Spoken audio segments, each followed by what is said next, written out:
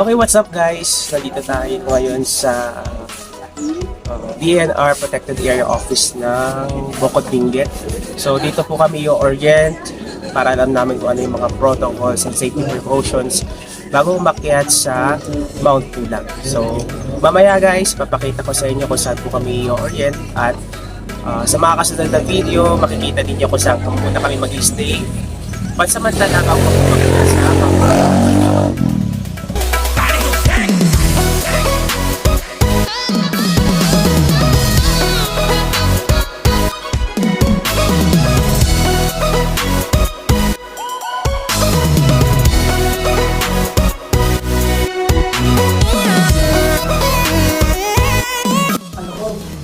Yun yung description niya sa batas natin, Creative Protected Areas. But even before it was declared as a national park, there were already communities inside. The law also says that we have to respect the right, hindi natin sila pwedeng palayasin. But if it's a protected landscape, it is described as, and there's a harmonious relationship between the residents and the environment. Yan,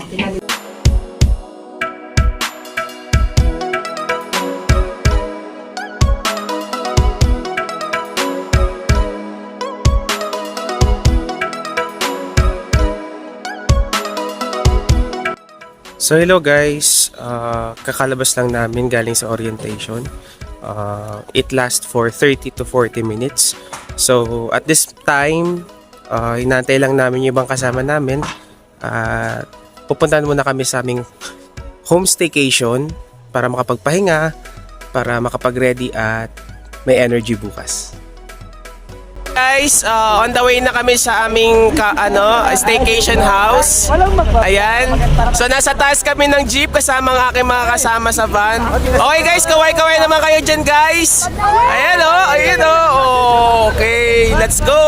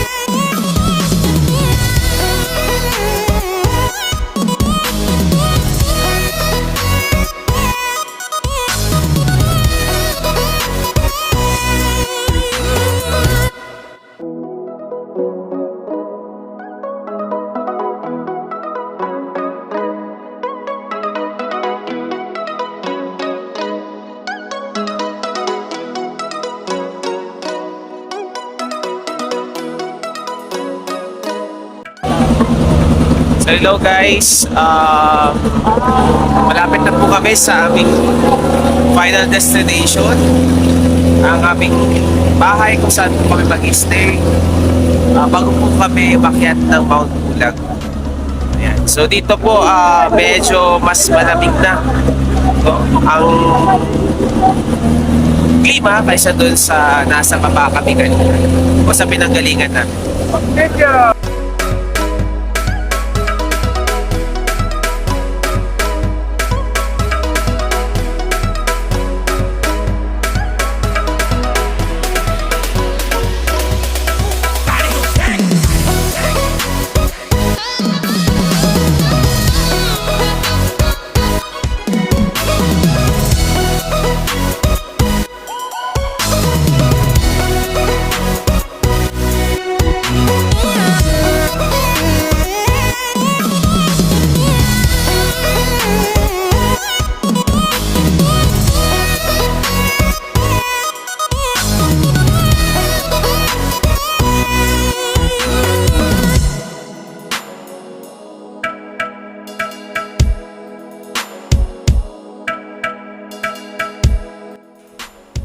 So what's up guys? It's already 8:41. Nandito na kami sa aming mga kwarto at kailangan na namin magpahinga. Call time kasi namin tomorrow is 1:30 a.m. So we still have at least 4 hours to take a rest. And nakapag-take na kami ng aming meal, nakapag-bonding kahit saglit, and take a nap or sleep bago kami gumising bukas for this exciting Mount Pulag adventure. So good night, guys. So what's up, guys? It's 1 o'clock a.m. We're eating our breakfast. Breakfast ba to? Midnight snack. Okay, together with the tropa pips. Ayan. Okay, ready na sila lahat. Naka-bonnets at saka naka-jackets na. Ayan. So after we eat, Napatingin ka mo muna. punta kami sa Ranger Station at doon po magsisimula yung camping. Hindi yan mahal.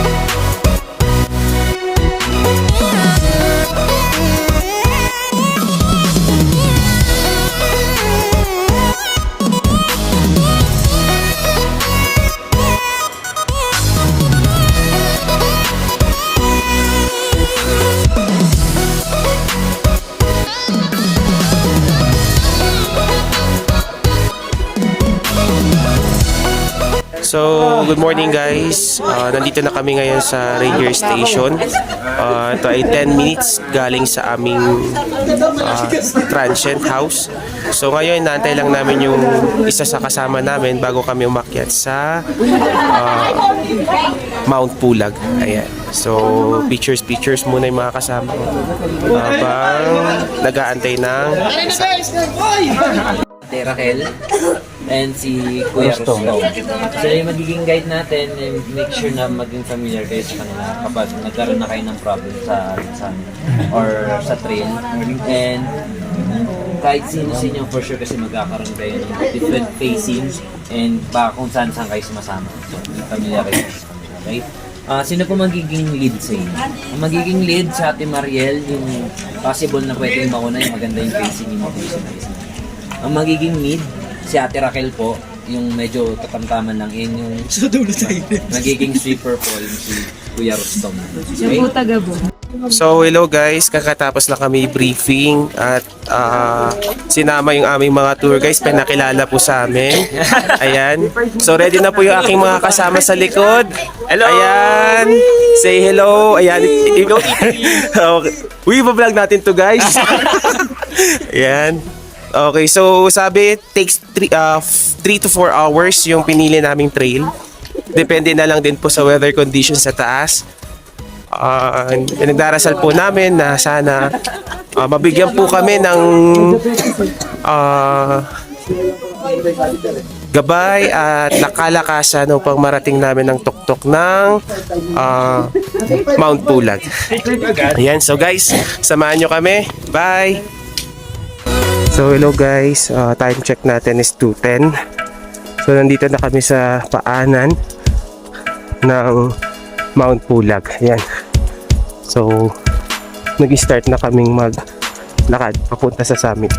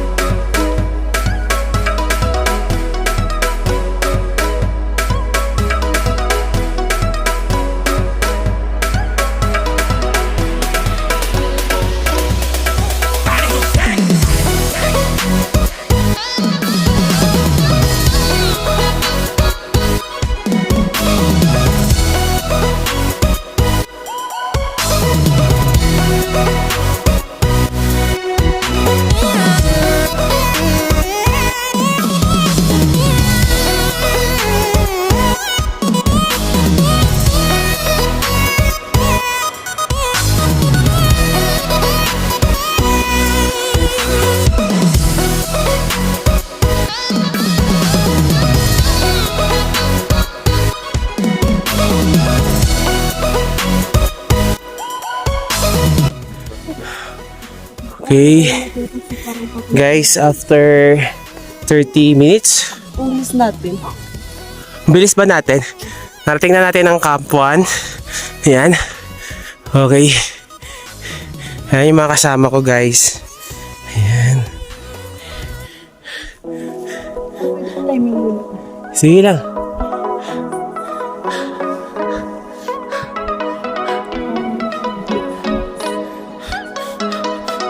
Mas malayo yung trail nung pa-Camp 2. Okay.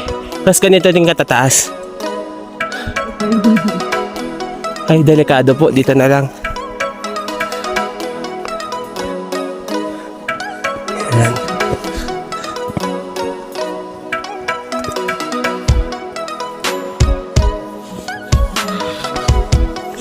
Ayan. Guys, nasa Mosi Forest na kami. Ganda ng mga halaman.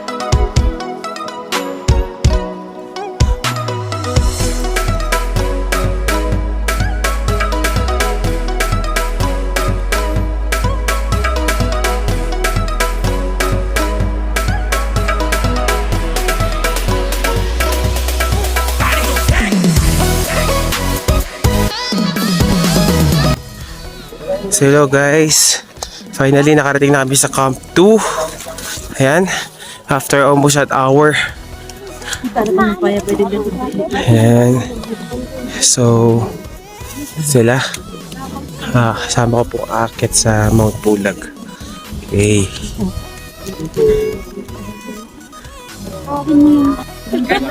So guys, nandito na kami sa Camp 2 ng Mount Pulag. Okay.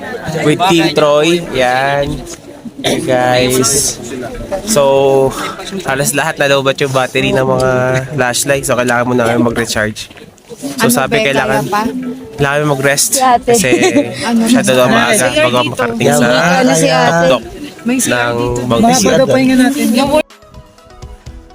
So, hello guys. Malapit na kami sa peak ng Mount Pulag. So, peak 3 po kami pupunta. Ayan. So, nakikita niyong liwanag na yan. So, sila yung mga nauna sa amin. At, yun. Haba. So, temperature siguro dito nasa 4 to 5 degrees. No? Pag kayo pupunta dito, siguraduhin nyo makapal yung inyong mga suot. Yan. Yan. So guys, andito na tayo. Sa tuktok ng peak pa lang yata ito ng Mount Pulag. Yan. So, malamig. At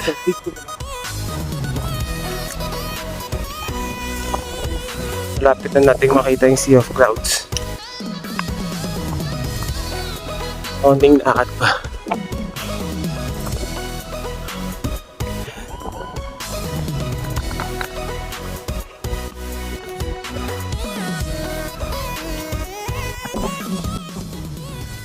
Sea of Clouds.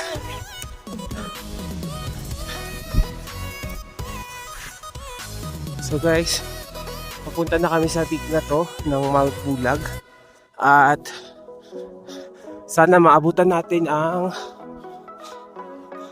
Bukang Liwayway. So dito po, ayan. So dyan po siya lalabas at ang ating Sea of Clouds nandyan, no? So guys, bilisan natin.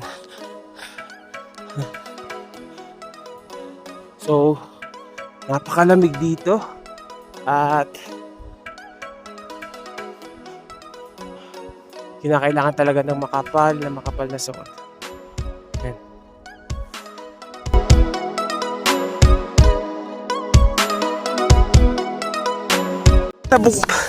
Nasa peak na kami, ayan. Wala pa, peak 3 pa lang. Peak 3 pa lang po pala ito. Ayan. Ayoko na to kaya. Ganda. Wow.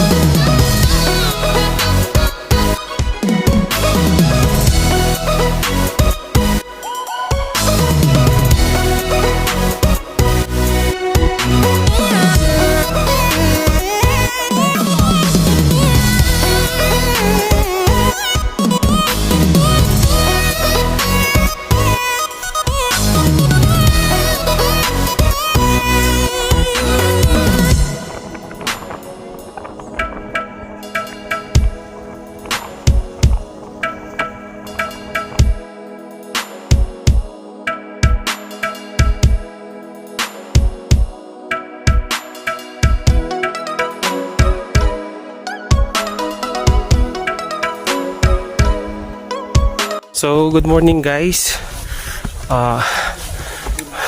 Malapit na tayo sa tuktok ng Mount Pulag. Ayan. So, ito na yung highest peak niya. Yung summit ng bundok na to. Ayan, so hindi na masyadong malamig kasi mainit na. Ayan.